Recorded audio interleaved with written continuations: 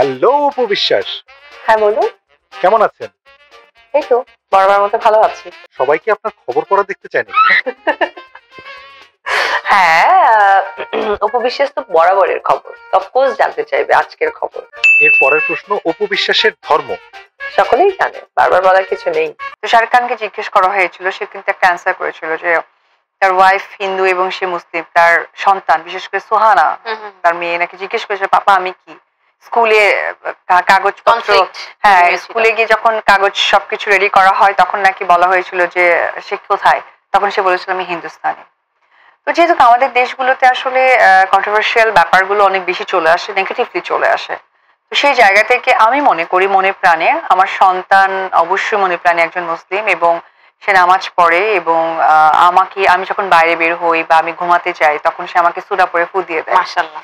আর যেহেতু আমি আমার মা হিন্দু, আমার বাবা হিন্দু এবং আমি হিন্দু ধর্মটা আরো খুব জোরালোভাবে একটু করি, কারণ আমার বাবা মা পৃথিবীতে বেঁচে নেই, তাদের সৎ কাজ এবং মৃত্যুর পর বাবা মার কাজ বেড়ে যায়।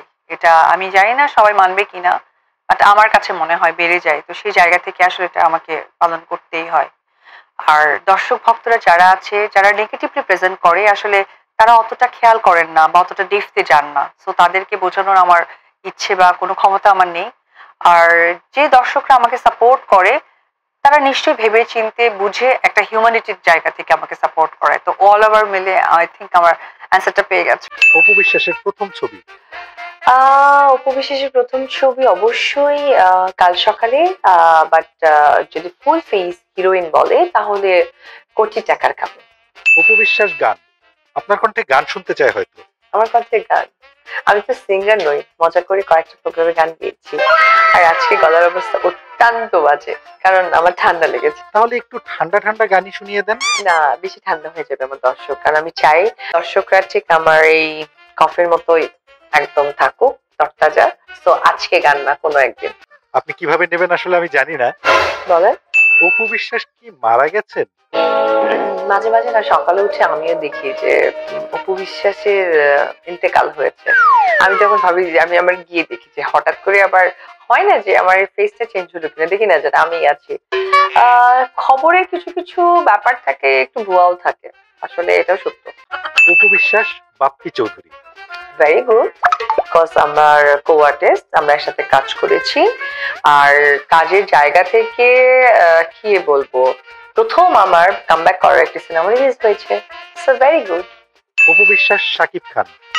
অনেক সিনেমা করেছি, তারপর আমার পরিবার, আমার কাজের জায়গাটা আসলে এটা তো তৈরি করতে হয়, এটা তো আর চাইলে হয় না, তাই তো। এরপর অপু বিশ্বাস বুবলি। বাস। অপু বিশ্বাস পরকিয়া। আমার এগুলো একদমই পছন্দ না, বাট আমাকে ফেস করতে হয়েছে অন্য কারোটা। এটা আমার জন্য সবচেয়ে বাজে একটা এক্সপেরিয়েন্স ছিল। অপু বিশ্বাস ছেলে। আমার ছেলে, অফকোর্স আমার ছেলে, আমার সন্তান, আমার ওয়ার্ল্ড, আমার সন্তান জয়। অপু বিশ্বাস ডায়েট। বিশেষ নাইট ডায়েট। ও বিশেষ ডায়েট, আমি আসলে খুবই ডায়েট করি, তবে মাঝে মাঝে যখন একটু খেতে ইচ্ছে করে একদিন খেলেই 5 দিনের ডায়েটটা মাইনাস হয়ে যায়। এটা আমার জন্য নেগেটিভ একটা ইম্প্যাক্ট আমার লাইফের জন্য। Apu Biswas height in feet. 5'4.5", and fit হতে হলে আমাকে আরো 5 কেজি কমাতে হবে। Educational qualification. এটা কি সিনেমাতে প্রয়োজন আছে? যদি থাকে তাহলে আমি সেখানে প্রেস করবো। Apu Biswas new marriage. দুটো সিনেমা সাইন করেছি, সেখানে গল্পের সূত্রে বিয়ের কোনো প্রসঙ্গ আমি দেখিনি, আবার না দেখিনি, সো নেই। আর পার্সোনাল লাইফে? আমি তো সন্তানের মা, সন্তানের মা তো এমনি হয় না। অপু বিশ্বাস নেটওয়ার্থ। আমি আমি আমি খুব বেশি না ভাই, আমি মানে একদম এক ধরনের স্ট্যান্ডার্ড হচ্ছে গিয়ে রেগুলার রোজগার করা মানুষ, এই আর কি। একজন মাটি কাটে আর আমি ডেইলি ফিতা কাটি। দর্শকদের উদ্দেশ্যে কি বলবেন? দর্শকদের জন্য একটি কথাই বলার থাকবে, যেটাই হোক না কেন আপনাদের জন্য আমি অপু বিশ্বাস এবং আমি আপনাদের হয়ে থাকতে চাই। গুটি সংখ্যক লোক আমাকে নেগেটিভ বলবে, বাট বেশি সংখ্যক লোক আমাকে পজিটিভ বলে, সেটাও আমি জানি। সেই জায়গা থেকে আমি কখনো ডিসহার্টেড হই না। দোয়া করবেন। Thank you.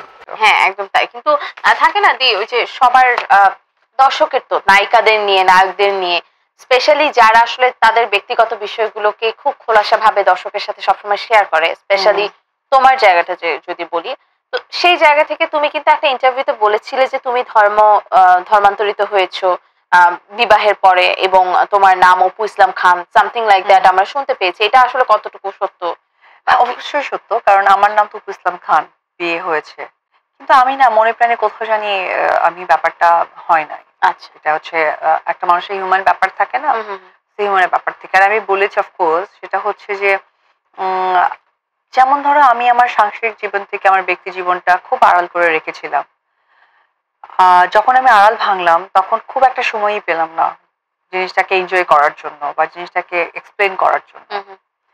তো সবকিছু মিলে না মেয়েদের ভিতরে একটা আতঙ্ক কোনো না কোনো জায়গা থেকে থেকেই যায়, বা মানুষ চায় যে মেয়েরা সবসময় চায় যে ভালো কিছু হোক সংসারের জন্য, আর সেখানে যদি থাকে একটা সন্তান।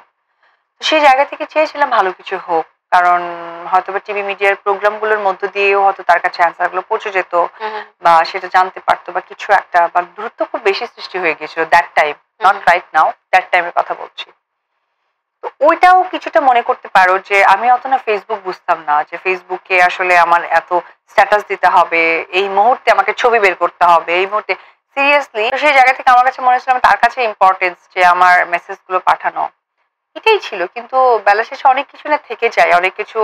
সব থেকে ইম্পর্টেন্ট যেটা হচ্ছে সেটা হচ্ছে যে দেখো, আমি আমার ব্যক্তি জীবনটার সামনেই আনতে চাই না, যেটা আমি একটু আগে তোমাকে বললাম যে আমি বুঝে উঠতে পারিনি যে অনেক কিছু থেকে যাবে বা কি করা উচিত ছিল, এবং সেই তাদের ফ্যামিলির প্রতি আমি খুব বাজে কিছু কিছু মন্তব্য করেছি, তার জন্য আমি অসংখ্যবার সরি চেয়েছি, এবং তাদের সামনাসামনি আমি বলেছি তুমি যখন একটা মাটিতে প্রচুর পানি দিবে তোমার চিন্তায় থাকবে যে না আমি ইনশাল্লাহ গাছটা লাগালে ফল হবে, কিন্তু একটা সময় তুমি সার্টেন টাইমে দেখলে যে গাছ লাগালে ফল হওয়া সবকিছু সুন্দরভাবে হলো, বাট একটা সময় তুমি সেই নামটা পেলে না যে গাছ লাগিয়েছো তুমি বা এত পরিশ্রম করেছো। সম্মান, শ্রদ্ধা এবং আমাকে কি পরিমাণ স্নেহ করে যে আমি সামটাইম আমার বাবা মা যে কাছে নেই এটাও ভুলে যাই, কারণ বাবা মাদের একটা নেচার্স আছে কিন্তু যে কি খাচ্ছি, কোথায় যাচ্ছি, কেন যাচ্ছি, তো এই বিষয়গুলো এখনো চলমান। পরিবারের ব্যাপারটা পজিটিভলি সামনে আনতে গিয়ে না কোথায় নি কোথায় জানি একটা মানে খেয়ে হারিয়ে যাচ্ছে, এবং বেলা শেষে দেখো আমাদের সন্তান আছে, কিন্তু আমি আসলে সরল সোজা, আমি পেটেও কথা রাখি না, এবং আমার মুখে আর মনে আলাদা কথা না, যেটা মনে আসে আমি বলে দিই, এবং যেটাতে মনে করো আমি ভালো হলো নাকি নেগেটিভ না পজিটিভ বুঝি না।